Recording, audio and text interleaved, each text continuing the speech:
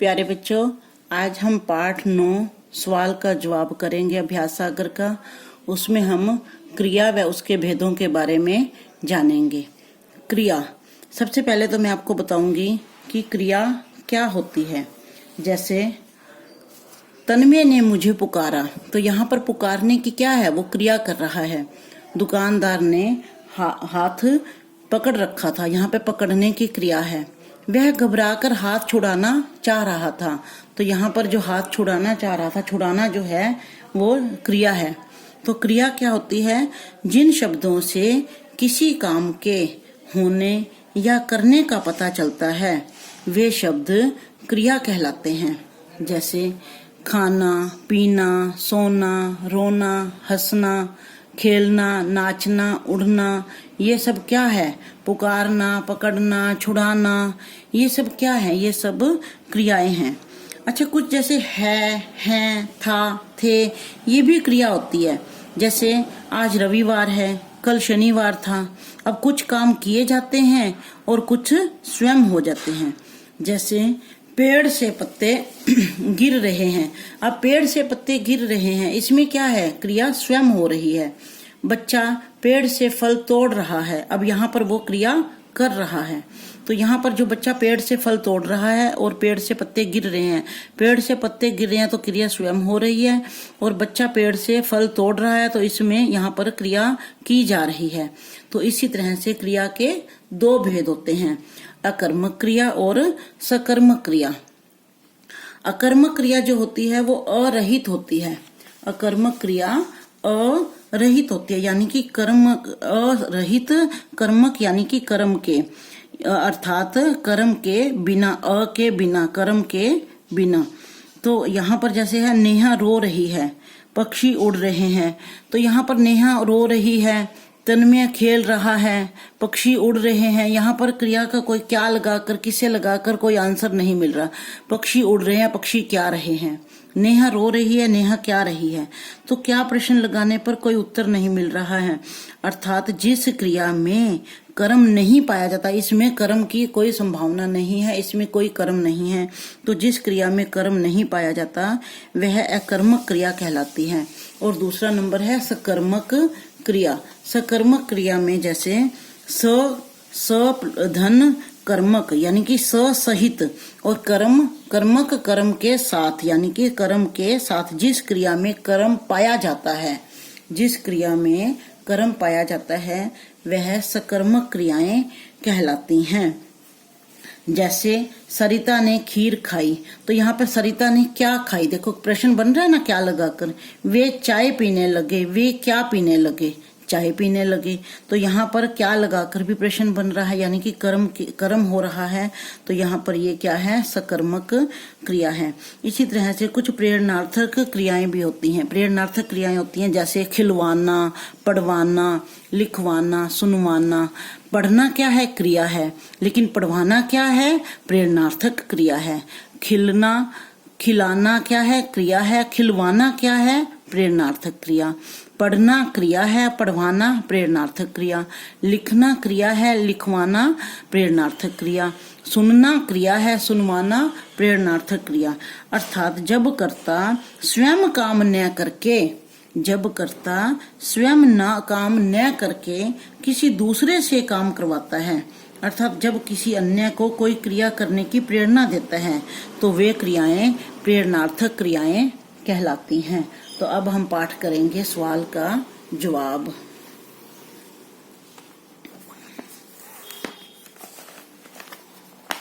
यहाँ पर भी क्या है, ये पहरा पढ़ो, और इसमें क्या है? पुकारा, पकड़ रखा था, देखा, घबराकर, हैरान रह गया, छुड़ाना, ये सब क्या है? ये सब क्रियाएं हैं। आगे है, नीचे दिए गए वाक्यों में क्रिया शब्दों पर घेरा लगाओ। जैसे दुकानदार ने मुझे देखा, देखा क्या है? देखने की वो क्रिया कर रहा है। वह सामने की दुकान पर पटाखे देख रहा है, तो वह देखने की क्रिया कर रहा है। लौट आया, लौटने की क्रिया है। रुपए दिए, देना क्रिया है। खड़े थे, खड़ा होना क्रिया। जिस शब्दों से किसी काम के करने या होने का पता चलता है उन्हें क्रिया कहते हैं। अब जैसे है नीचे दिए गए वाक्यों में से अकर्मक क्रिया छांट कर लिखिए। मैंने आपको बताया था क्रिया के दो भेद होते हैं, सकर्मक क्रिया और अकर्मक क्रिया। अब इन वाक्यों में से हमने अकर्मक क्रिया छांट के लिखनी है, यानी कि जिसमें कर्म नहीं हो रहा। जैसे नरेश सो रहा है, नरेश क्या रहा है, तो यहाँ पर कर्म की कोई वो नहीं है, तो अकर्मक क्रिया क्या है, सो रहा है। ऐसे ही सलमा बैठी है, तो बैठी है क्या है, अकर्मक क्रिया है। बच्चे दौड़ रहे हैं, बच्चे क्या रहे हैं, कोई प्रश्न नहीं बन रहा। बच्चे किसे रहे हैं, कोई प्रश्न नहीं बन रहा, तो दौड़ रहे क्या है, अकर्मक क्रिया है।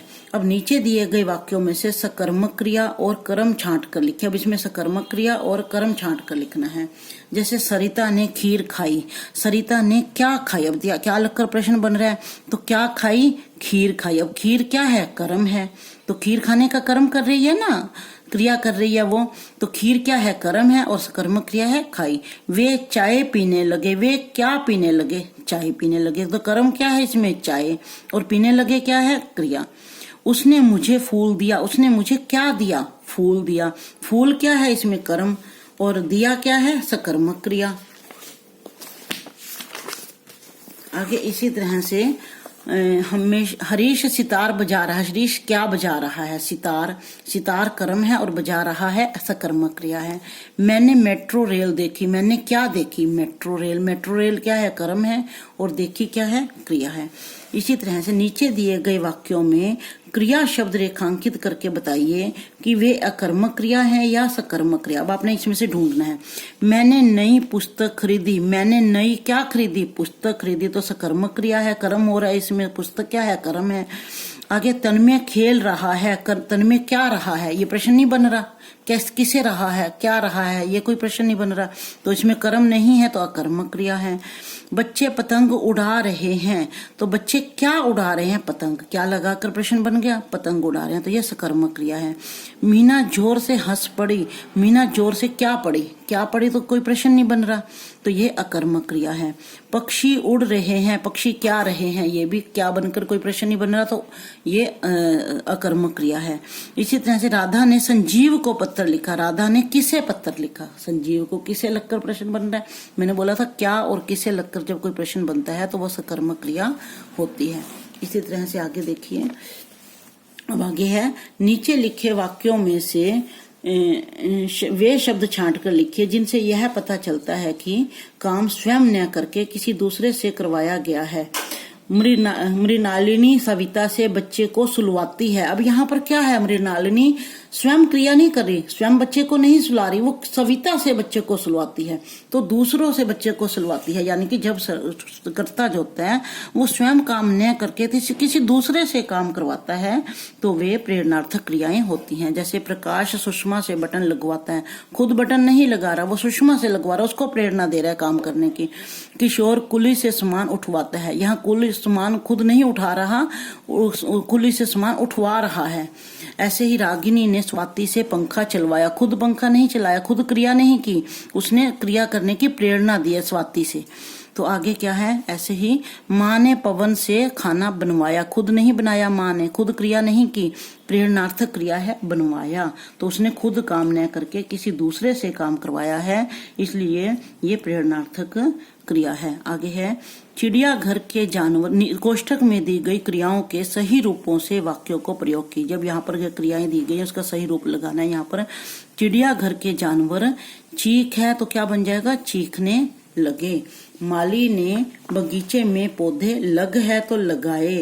रेखा डॉक्टर के पास जाएगी।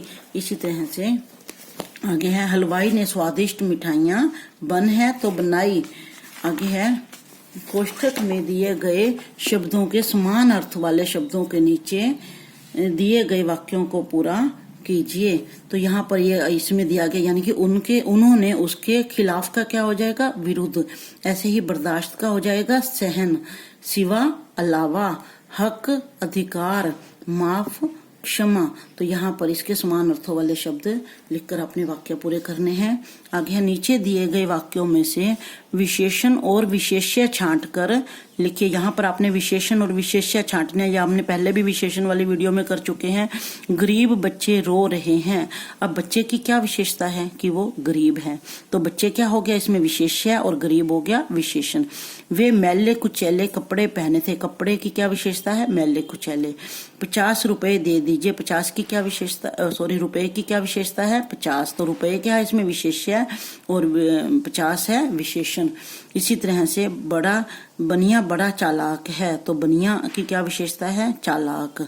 दुकानदार की क्या विशेषता है, झूठा। आगे है, नीचे दिए गए शब्द समूहों में से उस शब्द पर घेरा लगाइए जो बाकी शब्दों से भिन्न है। साथ ही यह भी लिखिए कि वह शब्द बाकी शब्दों से किस प्रकार भिन्न है। जैसे मैं, मैंने, उनके, मुझे। तो उनके शब्द क्या है, ये उनके अन्य पुरुषवाचक शब्द है, उन अन्य पुरुषवाचक। और बाकी सब क्या है, मैं, मैंने, मुझे, ये उत्तम पुरुषवाचक सर्वनाम है। बच्चे, पटाखे, दुकान, तन्मय। अब तन्मय क्या है, इसमें व्यक्तिवाचक संज्ञा है, और बाकी बच्चे, पटाखे, दुकान ये क्या है, सब जातिवाचक संज्ञा है। इसी तरह से समझदार, गरीब, 10, गुस्सा। अब गुस्सा क्या है, भाववाचक संज्ञा है, और समझदार, गरीब, 10 ये किसी न किसी की विशेषता बता रहे हैं, तो ये सब क्या है, विशेषण है। ऐसे ही कोष्ठक में दिए गए सर्वनाम शब्दों में से सही शब्द चुनकर रिक्त स्थानों की पूर्ति कीजिए।